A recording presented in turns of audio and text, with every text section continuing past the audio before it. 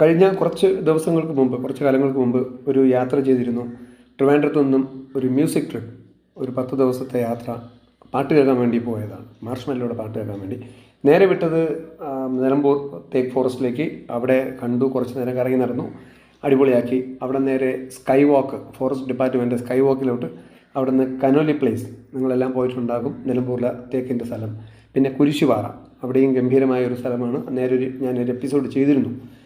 അത് കഴിഞ്ഞ് നല്ല ഒന്നാന്തരം ഭക്ഷണമൊക്കെ അവിടെ നിന്ന് കിട്ടി.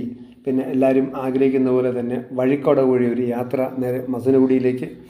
അത് മസനഗുഡി ഭാഗമാണ് കാണുന്നത്. മസനഗുഡി വഴി ഊട്ടിയിലേക്ക് നേരെ ഊട്ടിയെത്തിയപ്പോഴേക്കും നമ്മുടെ റെയിൽവേ സ്റ്റേഷനിലുള്ള രംഗം കണ്ടല്ലോ, ഒരു ഫ്ലാഗുണ്ട്, ട്രെയിൻ അങ്ങനെ വരികയാണ്, ഊട്ടിപ്പട്ടണം. ആ ഒരു പാട്ടൊക്കെ ഓർമ്മ വരും. നമ്മുടെ നിശ്ചലും ജോജിയും ഒക്കെ അവിടെ വെച്ച് കാണാം എന്ന് കരുതി കണ്ടില്ല.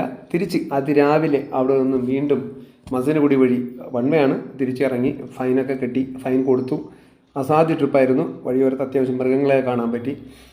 പിന്നെ അവിടെ ഗുണ്ടൽപേട്ട് എത്തിയപ്പോഴേക്കും നമ്മുടെ പൂക്കൾ, സൂര്യകാന്തി പൂക്കളുണ്ട്. അവിടെ നിന്ന് മൈസൂരിലേക്ക് സാൻഡി മ്യൂസിയം ഗംഭീരം എന്ന് പറഞ്ഞാൽ ഗംഭീരമായിരുന്നു, എനിക്ക് ഇഷ്ടപ്പെട്ടു. അത് കഴിഞ്ഞ് മൈസൂർ പാലസ്, അത് പിന്നെ പറയേണ്ട കാര്യമില്ല, എന്നും എപ്പോഴും മൈസൂർ പാലസ് ഗംഭീരമായിരിക്കും. ഇത് കൂടാതെ അവിടെ ത്രിവേണി സംഗമം. അത് കഴിഞ്ഞ് നേരെ ബാംഗ്ലൂരിലെത്തിയപ്പോഴേക്കും മാർഷ്മെല്ലോയുടെ പ്രോഗ്രാം ഗംഭീരമായി ആടി പാടി പൊളിച്ചു, തകർത്തു, തിമിർത്തു. അത് എന്തോ മകന് വേണ്ടിയിട്ടാണ് പോയത്, അവനത് ശരിക്കും ആസ്വദിച്ചു തോന്നുന്നു. അപ്പോൾ ഇതൊരു നല്ലൊരു ട്രിപ്പായിരുന്നു, എന്നെ സംബന്ധിച്ചോളം നല്ലൊരു ഗംഭീര ട്രിപ്പായിരുന്നു. അത് കഴിഞ്ഞ് അവിടെ നിന്നും നേരെ തിരിച്ചു ഇറങ്ങിയത് വയനാട്ടിലേക്ക് പോകാനായിട്ട് മൈസൂർ വഴി തന്നെയാണ് പോയത്. മൈസൂർ പോയി അവിടെ ഒന്ന് കറങ്ങി. അവിടെ നിന്ന് മൈസൂർ പാക്ക് ഒക്കെ നല്ല ഫുഡ് അറിയാമല്ലോ, മൈസൂർ പാക്കെല്ലാം കഴിച്ചു, അടിച്ചു പൊളിച്ചു. നല്ല ഭക്ഷണം കിട്ടി. ഓൺ ദ വേ എല്ലാം നല്ല രസമായിരുന്നു. യാത്ര അടിപൊളി രസമായിരുന്നു. ഈ പ്രോഗ്രാമായിരുന്നു പ്രധാന ഹൈലൈറ്റ്.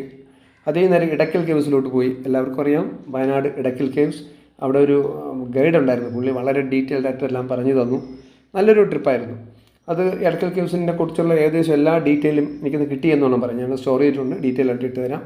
പുറത്തിറങ്ങിയപ്പോഴേക്കും വളരെ 19 വയസ്സുള്ളൊരു അമ്മച്ചി ഇത്രയും ഇടയ്ക്കൽ കേവ്സിൻ്റെ ഇത്രയും ഉയരത്തിലേക്ക് കയറി വരുന്നുണ്ട് സത്യം.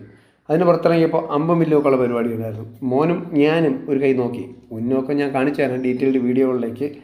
അത് കഴിഞ്ഞ് നേരെ അട്ടപ്പാടിയിലോട്ട് പോയി. അട്ടപ്പാടിയിലേക്കുള്ള യാത്രയിൽ കണ്ടോ, നല്ല അസൽ ജീപ്പ്, നല്ല രസമുണ്ടായിരുന്നു അത് കാണാനായിട്ട്. ജീപ്പെല്ലാം കണ്ടു, അതെല്ലാം ഒന്ന് കണ്ട് കറങ്ങി. അവിടെ നിന്ന് നേരെ തിരിച്ച് തിരുവനന്തപുരത്തേക്കുള്ള യാത്ര. അർദ്ധരാത്രിയോടുകൂടി തിരുവനന്തപുരത്തെത്തി. വഴിയിൽ നല്ല ഫുഡൊക്കെ അടിച്ചെത്തി. ഇതിൻ്റെ എല്ലാം വളരെ ഡീറ്റെയിൽഡ് ആയിട്ടുള്ള ഒരു വീഡിയോ ഓരോ എപ്പിസോഡായിട്ട് വരുന്ന ദിവസങ്ങളിലെത്തും. Thank you.